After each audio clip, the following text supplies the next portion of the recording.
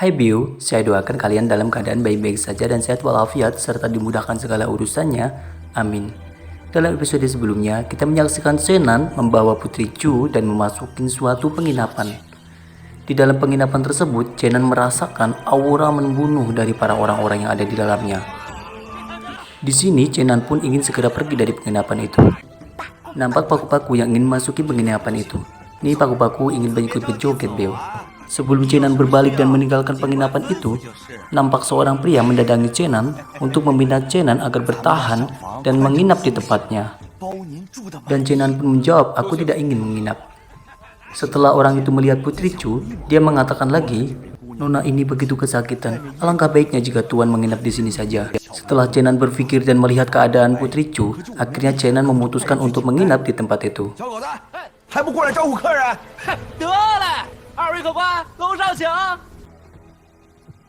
Nampak terlihat di sini Bio, orang ini mempunyai tatapan yang aneh sekali. Shenan pun berpikir bahwa ini adalah penginapan yang ilegal. Nampaknya benar Bio, mereka ini adalah kumpulan orang-orang yang tidak baik dan mereka sedang membicarakan bahwa itu tidak akan salah, bahwa itu adalah putri kecil dari kerajaan Dongchu atau pemimpin dari komplotan itu yang dikenal dengan nama Chia. Ternyata di sini mereka juga mengincar busur Hoi Bio. Setelah mereka berunding bagaimana cara mereka mengambil busur Hoi itu, tampillah seorang wanita yang dikenal dengan nama Mei Mei mengajukan diri untuk melenyapkan orang-orang tersebut. Mungkin di sini dia akan menggunakan pesonanya untuk menarik perhatian Shenan agar Shenan terlena dan nampak itu tadi diberikan minuman Bio. Mungkin minuman itu akan diberikan kepada Shenan. Nampak di sini baku-baku sedang mendengarkan pembicaraan mereka Bio. Di sini nampak kondisi Putri Chu yang masih lemas. Shenan pun bergumam dan bertanya-tanya kepada dirinya sendiri. Kenapa gadis kecil itu belum bangun-bangun juga? Apakah masih ada luka yang belum sembuh di tubuhnya? Karena rasa penasaran itu, Shenan pun ingin memeriksa tubuh gadis itu. Sebelum dia sampai memegang tubuh gadis itu, dia pun berbisik pada hatinya sendiri. Ini bisa merusak reputasiku ini. Dia pun membatalkan niatnya untuk memeriksa gadis itu. Tapi dipikir-pikir kembali, bagaimana keadaan gadis itu kalau tidak diperiksa? Kalau seandainya benar-benar dia ada luka. Sebenarnya gadis itu tahu apa yang ingin dilakukan Shenan Bio. Nampak di sini baku-baku datang Bio dan melihat kejadian itu. Baku-baku pun salah sangka. Kemudian baku-baku itu malah membayangkan apa yang dilakukan Shenan itu. Dia menggelengkan kepala Bio. Kemudian dia berteriak kepada Shenan. Di dalam masalah seperti ini, kamu sempat-sempatnya mengambil keuntungan, kata baku-baku kepada Shenan. Kemudian di sini baku-baku menceritakan bahwa orang-orang di bawah itu benar-benar orang-orang jahat yang ingin mencelakai mereka.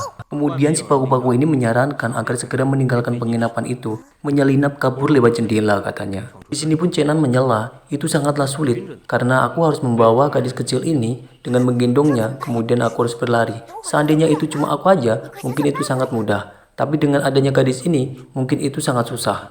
Ini pun Shenan berpikir, bagaimana kalau dia meninggalkan gadis itu aja? Mungkin orang-orang itu tidak akan mempermalukannya. Sebelum Shenan benar-benar meninggalkan gadis itu, si bagu-bagu pun berteriak kepada Shenan. Lihatlah gadis itu, begitu lemahnya dia. Mungkinkah dia mampu melewati malam ini? Akhirnya Shenan pun mengurungkan niatnya untuk pergi meninggalkan gadis itu. Kemudian dia berbisik kepada dirinya sendiri. Cari masalah aja aku nih. Putri Chu pun bangun dan bertanya kepada Shenan, kenapa kamu tidak meninggalkanku aja? Shenan pun menjawab, sebagai tuanmu, aku harus bertanggung jawab terhadapmu. Kamu jangan salah paham. Karena aku yang membawamu ke sini, tentu saja aku akan mengeluarkanmu dari sini, kata Shenan.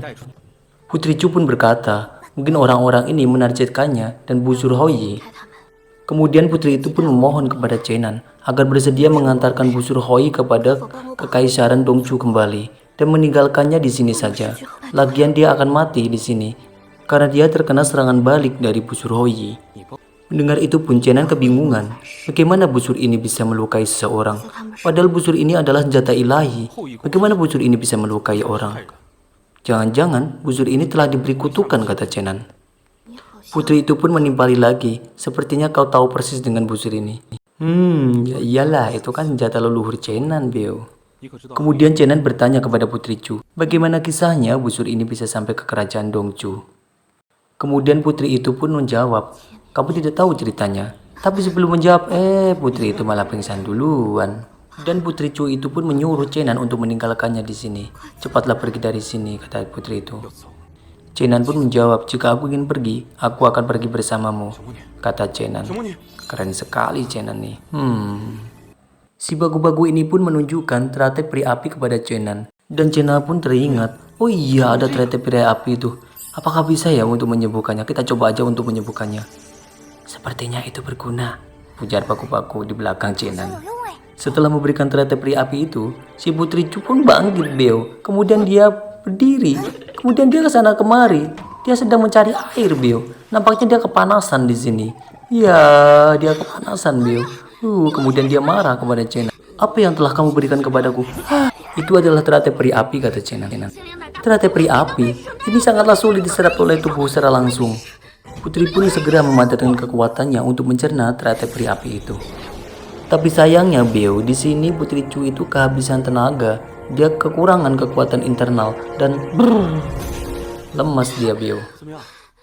Dia harus menggunakan teknik peleburan langit dan bumi Beo katanya untuk meleburkan itu semua. Chenan pun bingung itu teknik apa. Itu adalah teknik rahasia guruku, jawab Putri Chu. Itu pun bisa untuk menyerap kekuatan internal seorang. Bukankah itu adalah teknik jahat, kata Chenan. Aku pun sebelumnya tidak pernah melakukannya, kata Putri Chu. Tapi hari ini aku harus melakukannya. Kalau tidak, aku bisa mati terbakar. Di sini pun Putri Chu langsung menarik Chenan guna meminta kekuatan internal dari Chenan. Dan Chenan pun menjawab, aku hanyalah praktisi tingkat 1. Kekuatan internalku tidak akan banyak. Ayolah Chenan, berikanlah sedikit untukku. Kalau aku tidak segera menyerap teratai peri api itu, aku mungkin akan terbakar karenanya. Di sini nampaknya Chenan pun masih tidak setuju Beo untuk memberikannya. Dan ketika mereka sedang berdebat, terdengarlah sebuah ketukan dari luar. Kemudian Chenan pun menyuruh Putri Chu untuk diam di kasurnya dan membawakan pucuk Hoi di pangkuannya. Dasar juga, gumam Putri Chu. Nampaknya ini adalah Meme Beo, gadis yang sedang menari ketika Chenan baru memasuki penginapan ini. Nampaknya si Meme ini berusaha untuk merayu Chenan Beo. Tentu saja, Chenan pun sadar akan hal itu. Kemudian Chenan pun menanggapinya. Nampak bagu-bagu ini mau mengganggu Beo. Karena bagu-bagu sendiri pasti sadar bahwa orang ini pasti orang jahat. Dan ketika si Meme ini melihat ke sana kemari, si Chenan pun menegurnya. Kenapa kamu menoleh ke sana kemari? Apa yang sedang kamu cari? Kemudian si Meme ini menawarkan sebuah anggur kepadanya. Dan Chenan pun sadar kalau anggur yang dibawa Meme ini tentu saja anggur yang tidak benar. Hanya dengan menciumnya saja, si Chenan bisa mengetahui bahwa anggur ini beracun. Dan Chenan pun menyuruh si Meme untuk menari di depannya. Ketika si Meme sibuk menari, Chenan pun membuang anggur itu.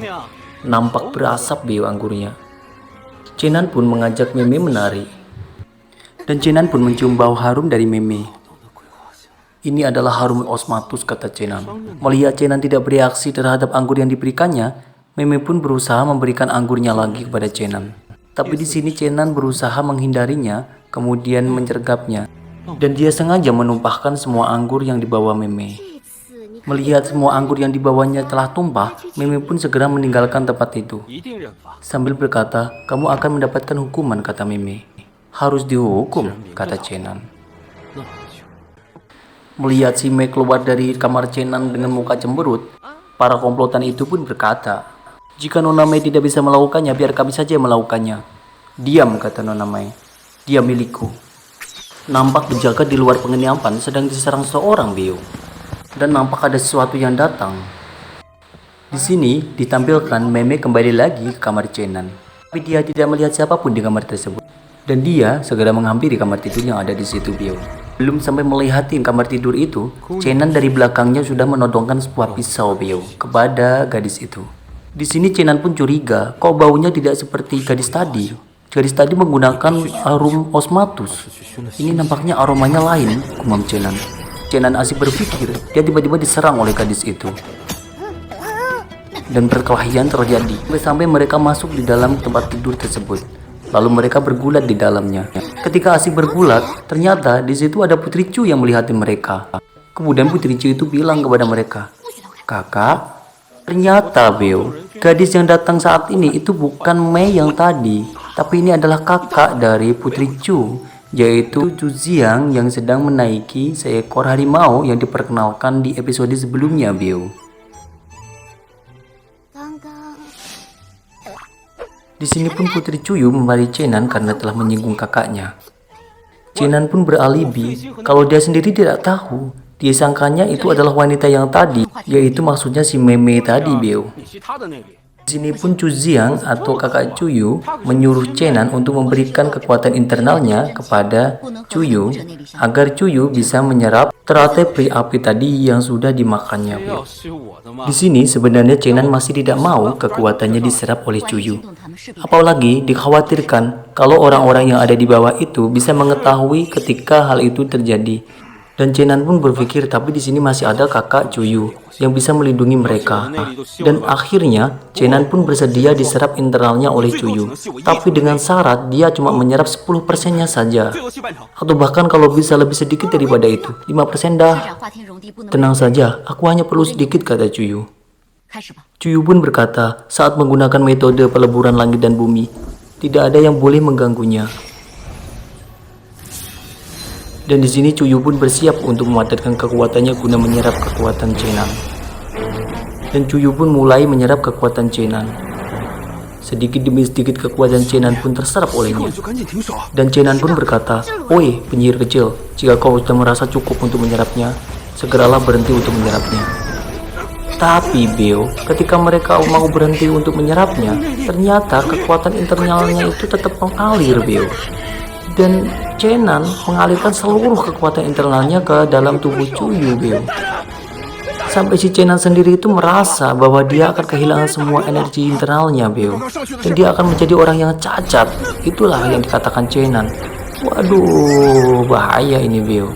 Setelah merasakan aura yang meledak, orang-orang di bawah pun, yaitu para komplotan itu, merasakan ada yang aneh di kamar itu.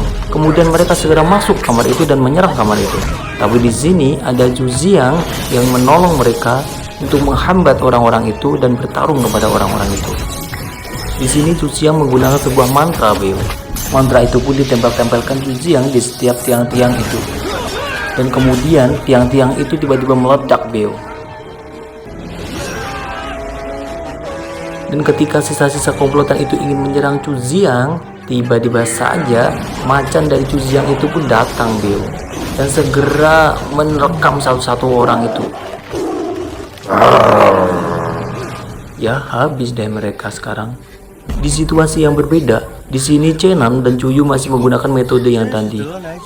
Di saat mereka sedang sibuk, datanglah ketua komplotan tadi, yaitu yang bernama Chia tadi, Biu. Dan ternyata di sini masih ada bagu-bagu, Biu. Padahal si Chia ini mau mengambil busur itu, Biu. Tapi busur itu diambil oleh bagu-bagu terlebih dahulu. Dan bagu-bagu membawanya lari dan perkelahian pun terjadi dengan Chia. Oh, konyol juga itu si Chia sama si bagu-bagu kelahi. Cuyu pun di sini bertanya, kenapa ini tidak bisa berpisah? Kenapa seperti ini? Setelah selang berapa lama, nampaknya ada energi yang aneh keluar dari tubuh Chenan. Itu nampak apa, Biu? Chenan sendiri merasakan ada yang aneh itu yang keluar. Itu bukan dari internalnya. Itu kekuatan energi sejati katanya. Dan ternyata episodenya sudah habis, Biu. Cukup sekian, jika ada salah kata saya mohon maaf. Sampai jumpa lagi.